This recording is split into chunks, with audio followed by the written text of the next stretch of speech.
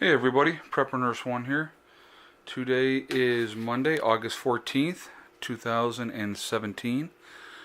Um, so my one buddy Randy, like I said, had given me some more money. So I ended up going and hitting the store. I ended up having to buy more buckets first, so I spent some of the money buying more buckets. But then I went and so I picked up 14 more pounds of the Great Northern beans. I picked up 14 more pounds of the split green peas, and I picked up 48 boxes of macaroni and cheese. Okay, so the macaroni and cheese is 39 cents a box. I mean, how are you going to go wrong with that? And so that's something that can last a real long time. And pretty much everybody likes mac and cheese for the most part. And as you can see, the two of the cats are chilling on the table. We got Maxie in socks, and then we got Buddy over here underneath. So, yeah, so we're just adding on to the food preps. Like I said, I was talking to you guys in the last video. Food is so important. I'm skipping medical Mondays for today. I wanted other things I wanted to talk to you guys about. So that's one of the things, like I said, continuing to always add on to your food preps is real important. And obviously with the mac and cheese, you can just put that into rotation and eat it and then replace it as you eat it. I mean, 39 cents a box, like I said, where are you going to go wrong? So, cook up 2 boxes of that and that'll feed the 3 of us easy. So we eat for under $1 for that night. I mean, where are you going? So anyway, but so, like I said, we're just going to keep adding on, keep packing stuff away, and just adding on to our preps. And like I said, the split peas, I have a good amount of them now, but now, like I said, I just added 14 more pounds of that. The Great Northern beans as well. Those are, like I said, those are more long-term food storage. So that's what those are. But so we'll go outside here and we'll chat. But I wanted to show you that first. Oh, that wasn't Buddy, that was Lucy. So there's Lucy. Buddy's chilling over here. Okay, so what I wanted to talk about today, somebody had suggested this too. Delegation of authority, who's in charge, who makes what decisions and stuff like that once S.H.T.F happens, okay? So basically, pretty much as far as here at my place, this is my gig, this is what I've been doing, this is what I've been prepping for forever, so I'm pretty much in charge. I mean, that's just the way it's going to be. There will be people in charge of other aspects of it, okay? So basically, let's say, so somebody had talked about it, and so I said, okay, so basically what we're going to end up doing is you delegate authority, all right? You are in charge of keeping an inventory of the food, what we have in stock, what we have in store, what we're short on, what we need to try to add on to, and that type of thing. So we put one person like in charge of that.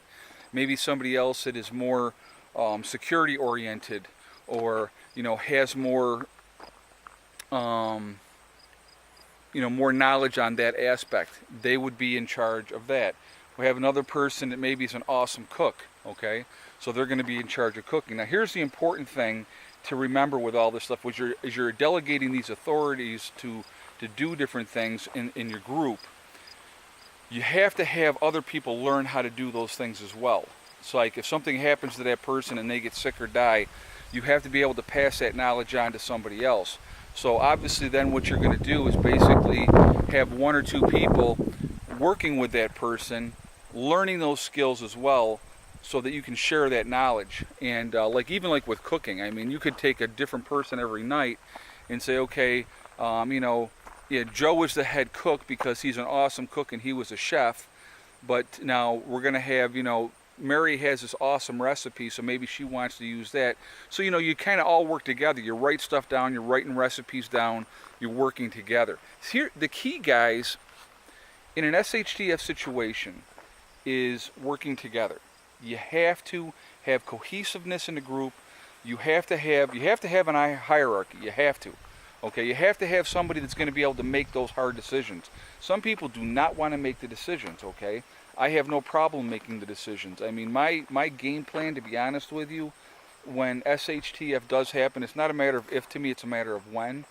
I want to just lay low, hunker down, work on defenses, get defenses all in place so that we are prepared for dealing with whatever threats come our way.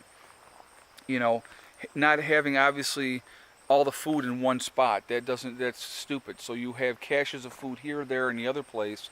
You know, you have bunkers here, you have bunkers there, you have your fortifications. You know, absolutely defensive, in my opinion, for the first 6 months to a year. You have to be defensive. After 6 months to a year, the numbers in this country would be so greatly reduced by the combination of stupidity, starvation, people dying of, you know, dysentery, you know, natural process of, you know, the weak being weeded out. I mean, people with a lot of heavy-duty medical conditions. I mean, realistically, how long can they last? You know, so those are things you got to really take into consideration. So, but you have to have some form of delegation of authority. I'm going to give you an example of something, okay? I have a cousin that if something happens, he's coming here. And Doug is a real smart dude. I mean, real smart dude. Knows carpentry, knows plumbing, all those type of things, okay? Now, physically, he has some limitations physically, but he has a brain and he has a lot of knowledge. And he would be somebody that I don't care what he couldn't do physically, his brain alone is worth its weight in gold to me, because, you know, and I trust him in that aspect. And so, you know, he would bring a lot to the table. I mean, a lot to the table. So, you know, obviously physically he doesn't have the, you know, he wouldn't be able to do a lot of things anymore, but that's okay. There'll be other people to do the physical work, okay? But the knowledge that he has, I remember my grandfather. I'm going to go back to something here. My grandfather, when he was alive, he had a 5th grade education. He was part of the Megiddo Mission out of Rochester, New York. Now, they no longer exist because they didn't believe in having children because the end of the world was coming. So guess what? They all died out and the world kept continuing on. Well, he had left the Megiddo Mission and married my grandmother. And, you know, that's how we all came around with the whole thing. But, you know, he used to say to us, and I'll never forget, he used to say, "You boys are so smart and I'm so stupid." And I used to say to him, I said, "Grandpa," I said, "the knowledge that you have in your hands makes you smarter than any of us." Because he was a plumber, he was a carpenter, he actually worked for Kodak, he was a carpenter for Kodak. Very intelligent man in his own right, but just not book smart, okay? But book smart isn't everything, guys. You know, having that common knowledge and having those skills, that's real important. So, like my cousin, I would say, if he, you know, things went bad and he came here, and I'd say, "Okay, Doug, listen, we got to build a place for other people to be living in. What do we got to do? How do we got to do it?" And that's what I would do. I would delegate the authority that way. You're in charge of that project, because I'll tell you what, I put him in charge of that project's going to get done, it's going to get done right, and it's going to be squared away. Now, some people's feelings probably would get hurt because he would be real short with them, and he would be curt, but too bad. It isn't about your feelings at that point, it's about getting the job done. You know, he knows what he's talking about, and he knows what he's doing. So, you know, I would say, here, these 3 people are working with you or whatever on this project, and while other people, you have to, like I said, you would have to delegate who's going to do what. And like I said, the biggest thing is everybody, me included. It doesn't mean because, okay, I'm in charge, so I'm going to sit on my behind and just point fingers and tell people what to do. No, I'm going to get in there and get my hands dirty just like anybody else, okay? You have to work together. You have to have rules. You have to have, you know, consequences for your action. It wouldn't be like today where, oh, you know, we're going to have a judgment of, you know, and decide and you're banished. No, if you screw up, and if you screw up bad, you're going to get shot in the head. I mean, that's the way, the reality of it's going to be, okay? The reality of it's going to be is you have to follow the rules, you have to be a team player, and if you're not a team player, you're done, okay? So anybody that's going to be in my group, they know where I stand, because like I say, guys, you know what? I am straight up. I say it like it is. I don't pull punches. I don't play games. I would not tolerate, here's the thing. Worst case scenario, now there's no rules. There's no law anymore, okay? There's going to be a lot of burning, murder, rape, pillaging. I will not allow unnecessary killing if it's not necessary, okay? If it's for the survival of the group, absolutely, people are going to have to die. People in our group will die, okay? But I will not allow somebody to be raping anybody. I will not be allowing anybody, and I'll tell you this, if I came across a child molester, there's no trial. They're just going to get taken care of, okay? If somebody says, yeah, this person, they were a registered pedophile, they're done. I don't care what knowledge, what skills they have. I do not care. They are a scourge on society, and they will be dealt with swiftly and harshly. A rapist, I won't have a rapist in my group either. Won't have it. Not gonna. Absolutely not. All right? They will be dealt with harshly and very fast. And I'm sorry, if that makes me an evil, horrible person, that's just the way it's going to be. You have to have rules. You have to have order. You have to have people know. Here's the thing is, when there's rules, there's boundaries, people feel safe, okay? I'm telling you right now, people will give up their freedom for security. We do it all the time in this country now. Look, because of the whole 9/11 thing. Look at all the security that we've, the freedoms that we've given up in the guise of security. And basically what we've just done is given them more control over us. It's ridiculous. But anyway, delegating authority is very important. Having people that are intelligent, that have a skill set, you delegate that authority smartly and you work with them with that. That's really, really important. I have no problem, like I say, doing the dirty work.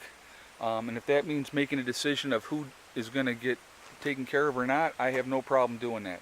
Because the security of the group is more important than anything else, okay?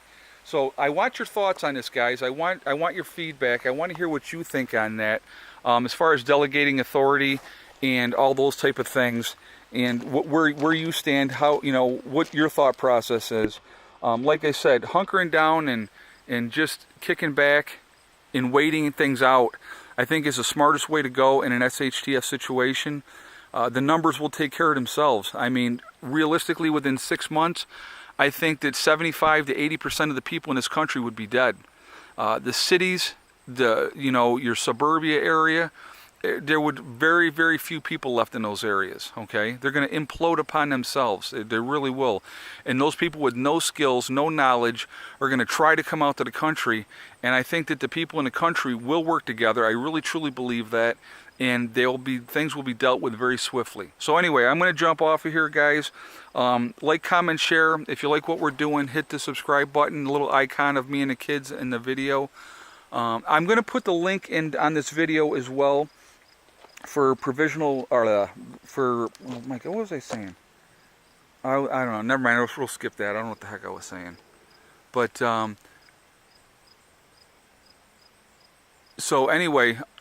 Man, my total thought went completely gone there. Oh, anyway, I'm sorry. So anyway, guys, listen, I'm going to jump off of here. Remember, hug and kiss the ones you love every day. Tell them how you feel. Tomorrow is not guaranteed. We never know what's going to happen. And remember, guys, it's one step at a time, one thing at a time, and one day at a time. STD. Real easy to remember. Whatever you're trying to work towards, you can do it. You just have to work at it methodically. I had pulled a 12-hour shift last night. And they asked me to come in early again today, and I told them no. I'm just going to do my 8 hours today. I'm not doing another 12. So anyway, listen, I'm out of here for now. I will talk to you guys tomorrow, okay? Have a good one. Be safe. Prepper Nurse 1 out for now.